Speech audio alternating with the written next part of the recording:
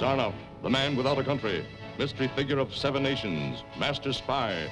For 20 years, although his name was linked with the most atrocious outrages against peaceful governments, nothing could be proven.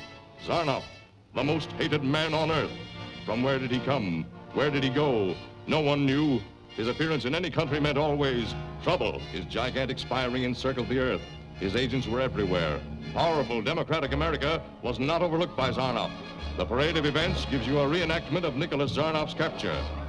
While crowds held back by police watched breathlessly, Dick Tracy and his G-men closed in on the arch-criminal, trapped for the first time in his sinister career. Here you see Tracy giving last-minute instructions to his G-men. Watch, while Tracy, covered by his G-men's barrage, braves death to smoke Zarnoff out.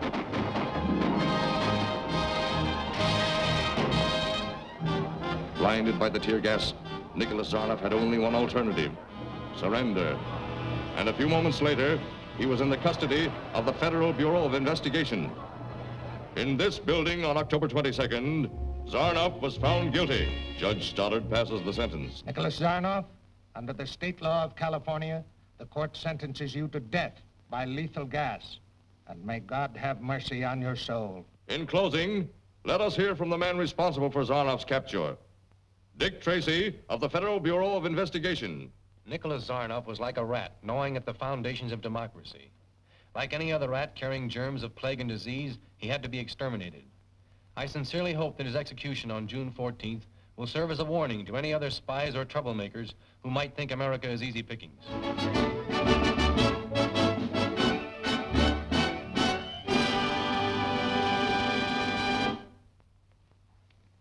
Here's the Zarnoff file you wanted, Mr. Tracy. Thanks, Gwen. After I've checked it, make out the usual closed case label and airmail it to Washington tomorrow. Yes, sir. Steve. Glance over this with me and see if we can add any further remarks to the general report.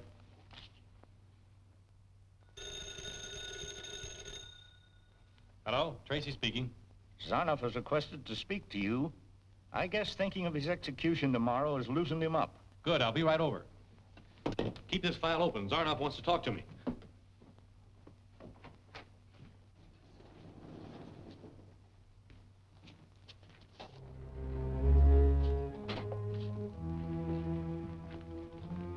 Zarnoff?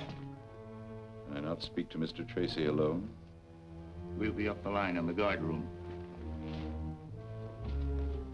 Accept my congratulations, Mr. Tracy. You have proved your superiority. Save the bouquets, Zarnoff. I will, for your grave. Now you're sounding more like yourself. I admit that my hatred for you eclipses my admiration for your talents. But I'll get to the real reason why I sent for you. There's a little house on Taro Drive. The address of that house is 243, and there's a wall safe in the living room. Combination 7481. You've already been there? Yes, Zarnoff. Your little plot to blow up anyone opening that safe failed. An apparatus known as the X-ray showed us the bomb you had placed there. And a routine checkup of your movements prior to your arrest led us to the Taro Drive place. You win round 2. There's still round 3. You won't be there to answer the bell for round 3. Your execution takes place tomorrow at noon.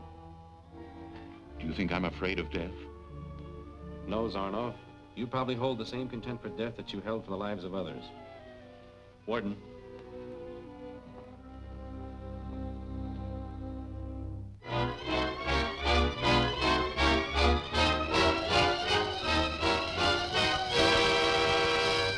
And what was the last request made by Zarnoff, Warden? Well, he asked for steak, champagne, and the latest editions of every paper in town.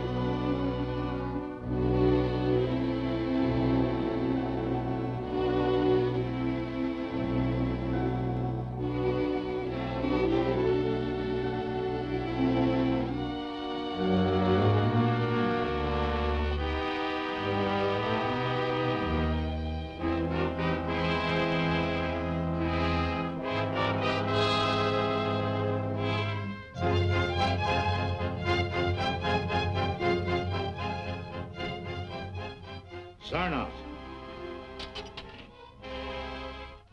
Zarnoff.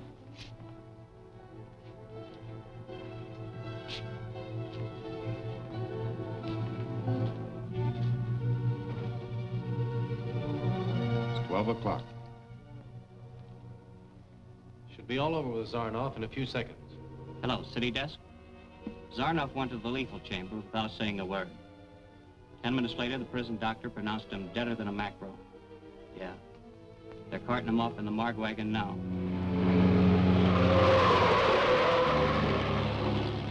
That's it.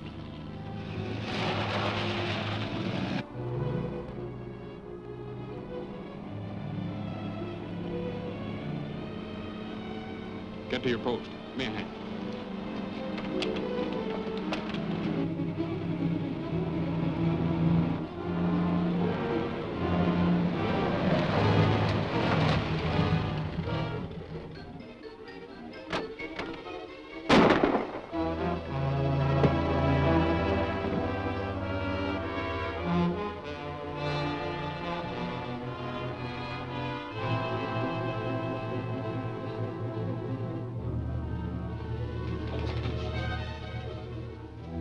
Been 28 minutes from the time we went into that gas chamber.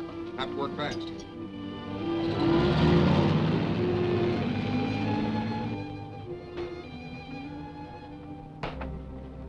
Start the resuscitator.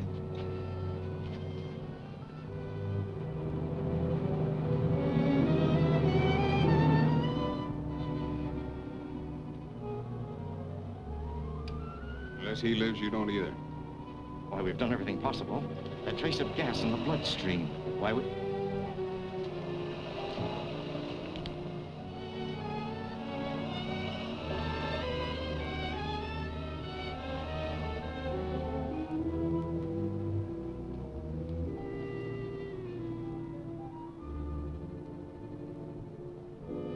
Welcome back from the dead, Zarnoff.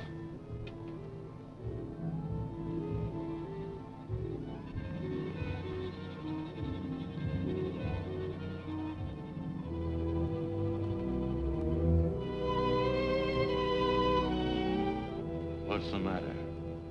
Your eyes. Come on, come on. Help me up.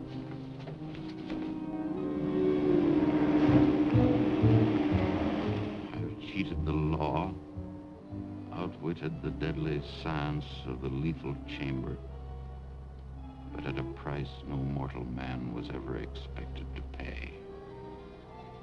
That ancient drug was brewed by the alchemists of Satan.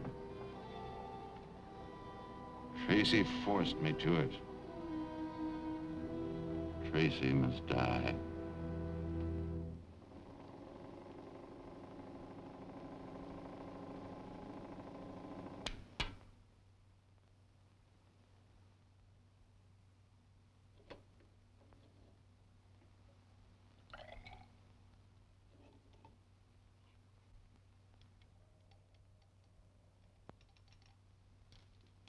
I thought that you, with your knowledge of the Far East, could determine the nature of the drug, Doctor.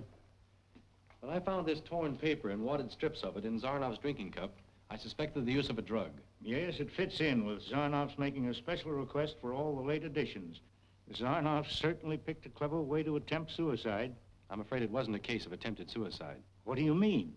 Less than an hour after the morgue wagon left the death house, State Highway Patrolman reported the discovery of it, with the bodies of the driver and his attendant. Zarnoff's casket was gone. Then members of his gang hijacked the body in order to give Zarnoff a private funeral. Not at the price and risk of killing two men. A front could have procured the body from the morgue with very little red tape. No, it was vital to their plans to obtain Zarnoff's remains immediately. Plans? What plans? I'd rather reserve statement of that until we've heard from the doctor. Warden, did you notice anything strange about the condition of the condemned man just before the execution? Now that you mention it, yes. His breathing was peculiar, very rapid, unusually so. Paralysis of the lungs was just beginning to take place. Gentlemen, the drug that I have just analyzed is extremely rare. A secret formula guarded for centuries by the Kali priests of India. It enables the one who uses it to bury himself underground and still survive without breathing for short lengths of time. Pardon me, Doctor. Would the drug still work if a lethal gas chamber were substituted for burial underground? Indeed. As long as all breathing had ceased, no gas could enter the lungs. Heart action also stops. Good heavens, then no doubt. Zarnoff is alive this very moment. It doesn't seem possible. We learn every day. If you two gentlemen will excuse me, I have a great deal to do tonight. Zarnoff will lose no time in picking up where he left off.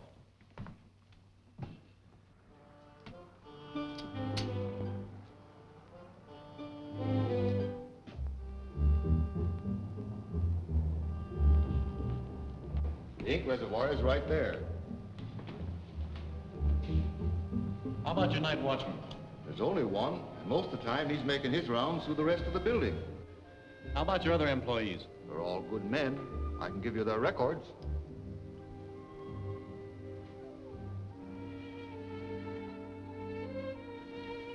Has one of your men the tip of a finger missing?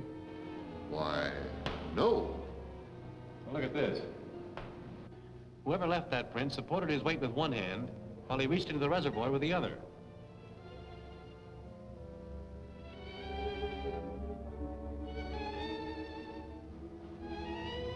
The devil drug, all right.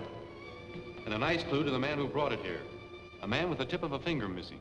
But I don't understand. Last night, a powerful drug was mixed with the ink from one of these presses. I'll send my men back later to photograph that print. Meanwhile, if you'll see it's not disturbed. Thank you very much, Mr. Price. Not at all. He's coming out.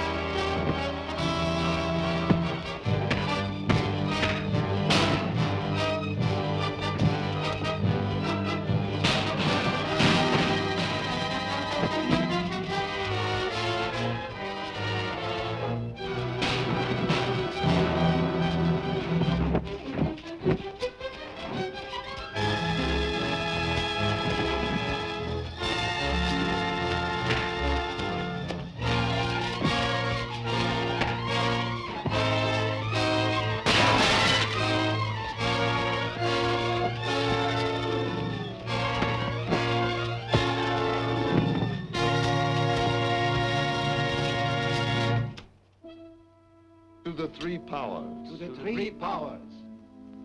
I trust you gentlemen have come prepared to pay in advance for my services to the three powers. We have the money, Zarnoff, but we've been out of the running for some time. Your prison term, you know. It's merely that the three powers would like to be assured that you're still capable of carrying out plans. You see, destroying the great industrial canal on the day that the ammunitions convoy is to pass through is not exactly child's play. Glance at this. Even when I was in prison, I was able to create headlines. You may remember the sensation that caused several months ago. You were behind the disappearance of the radio-controlled bomber. My agents carried out the details as I directed them.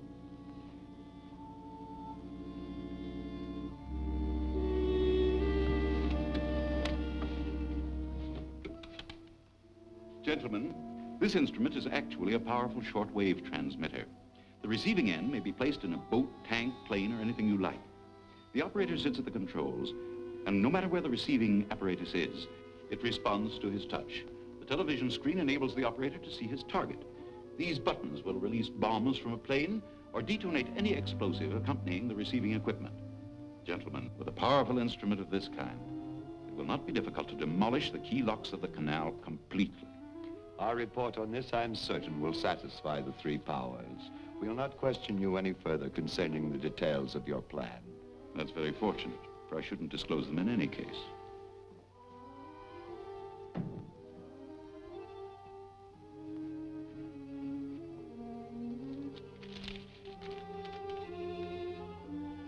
I'm afraid you gentlemen will have to excuse me. I'm expecting another guest in a little while. Mr. Sandoval will show you out.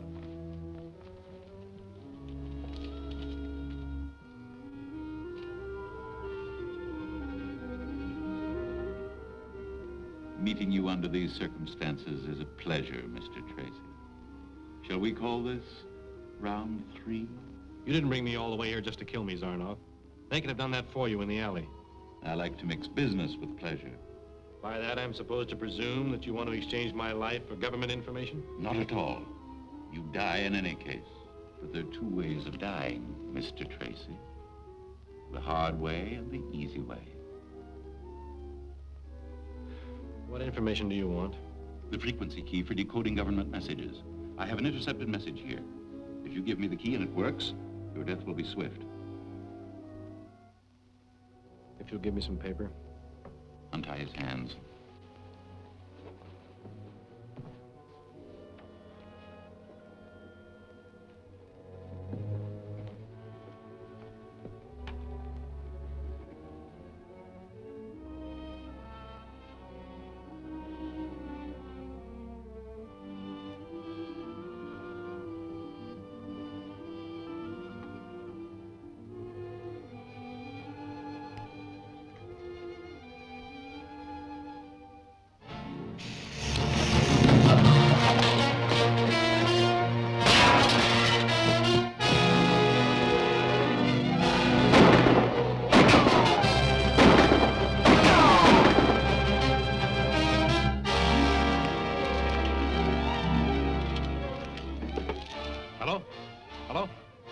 Dick Tracy.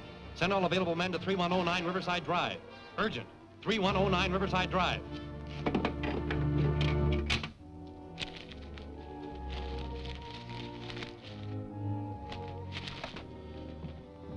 Zarnoff got away on a plane. We found a small landing field just over the hill. I picked this up at the field.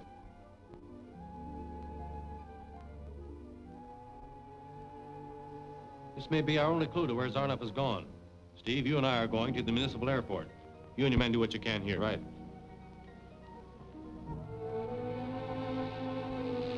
It's a weather report on flying conditions, all right. Yes, but for what location? Well, let's see.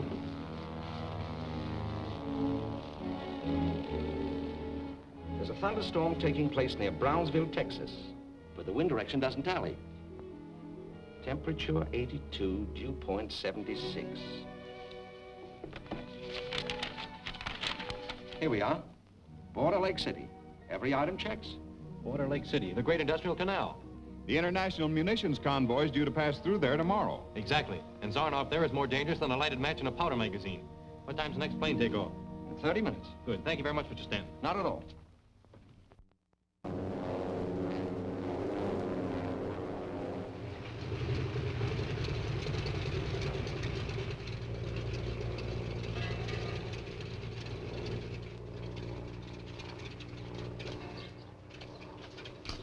Tracy. Hello, Lieutenant. You remember Steve Lockwood? Surely. Hi, Reynolds. Where to? Headquarters.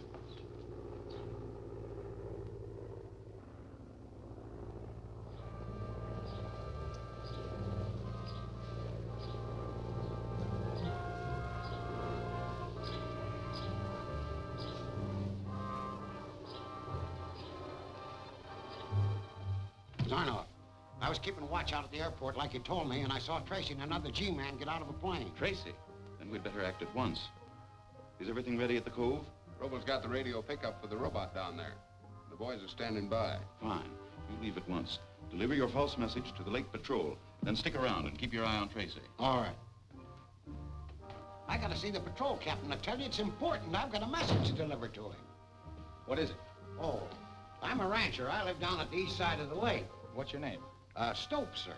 And as an American citizen, I figured it was my duty to report some spy work that I see. Spy work? Well, whatever it is, it wasn't on the level. Down at Yarmo Cove, I saw 3 fellas bearing something that looked to me like cases of dynamite. Yarmo Cove, you say? Yeah. Guard, convey my instructions, Lieutenant Adrian, to take the launch and proceed with the detail of men to Yarmo Cove. Tell him to look for evidence of buried explosives. Captain Link. Mr. Tracy and Mr. Lockwood, Federal Bureau of Investigation. Captain? Glad to meet you. How are you? There's been a serious sabotage scare, and they're here to look things over. Well, that's funny. This man just came in with the story about sabotage activity down by Yarmo Cove. I sent the launch to investigate. Is that the advance ship of the munitions convoy? Yeah. Mr. Stokes, you can go about your business now. Thanks very much for your trouble. Okay. Mr. Stokes, were you ever in the newspaper business? Why, no. Cattle raising's my business. Oh, they tell me that blister rust is cutting down the herds this year. It sure is. You know, you don't often find a man with the tip of his middle finger missing, Mr. Stokes. What? Especially a cattleman who doesn't know that blister rust only affects pine trees in the northern latitudes. What do you mean? I mean you're under arrest as an accomplice of Zarnoff's. It was very thoughtful of you to leave the imprint of your left hand in the press room of the Post Record. Sit down over here. I want to ask you a few questions.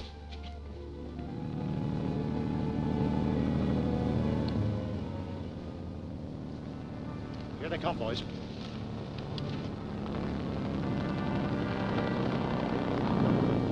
Wait until they get well ashore, then let them have it. I'll fire the first shot.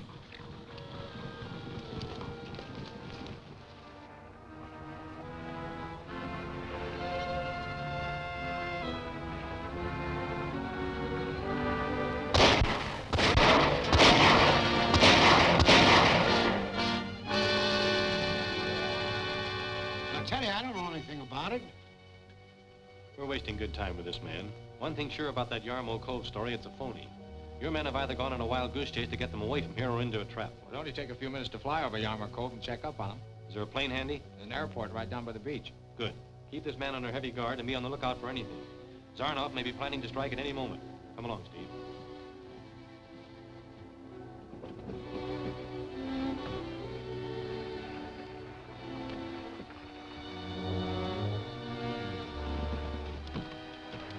Enough explosive here to blow the Empire State Building into the Atlantic. Bring the dummies.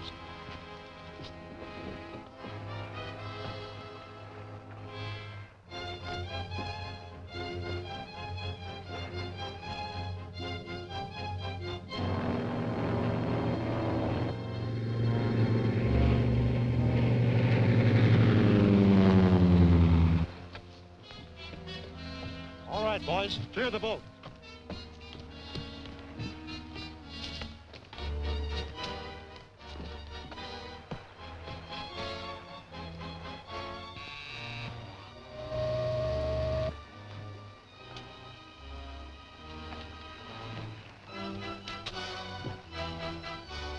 They're ready for testing.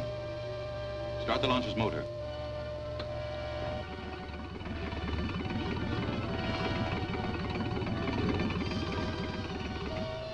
It's working all right. Now test the rudder.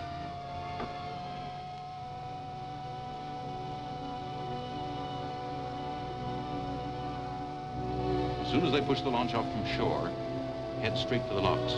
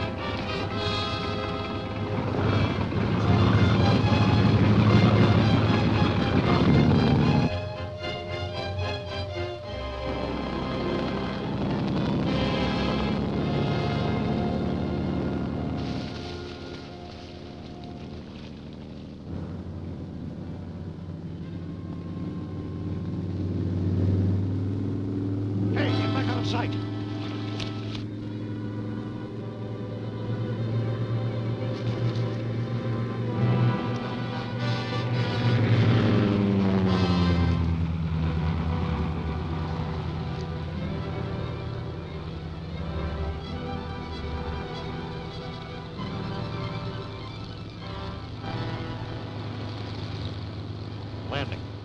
If they discover anything, we'll take care of it. Come on.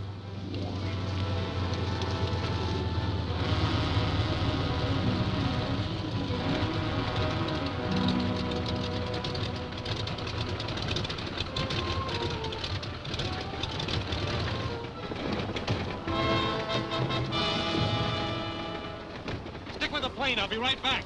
Okay.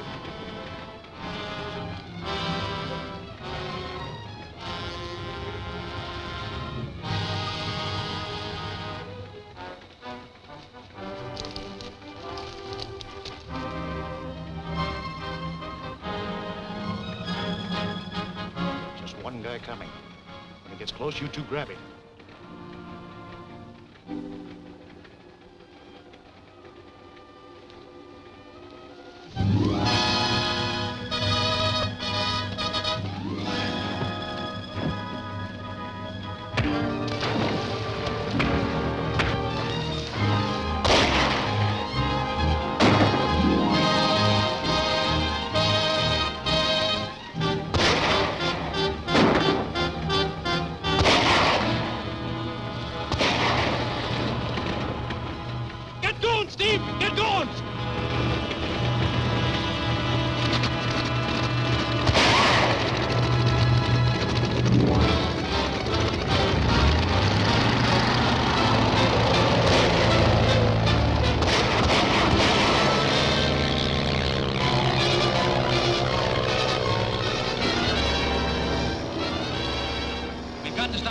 patrol boat. Zarnoff's men have done away with the crew.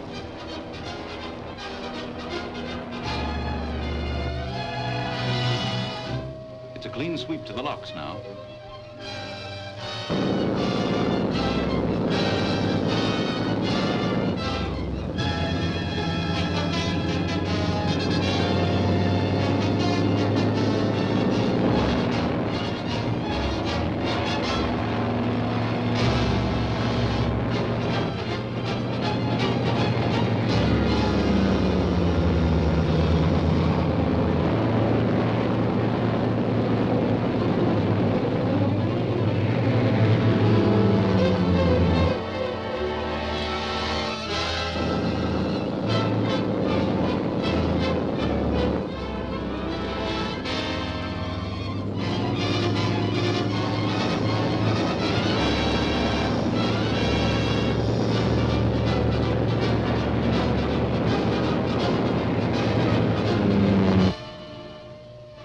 Tracy! I can't see it hit the locks. Blow it up! Blow it up! I'll get Tracy anyway.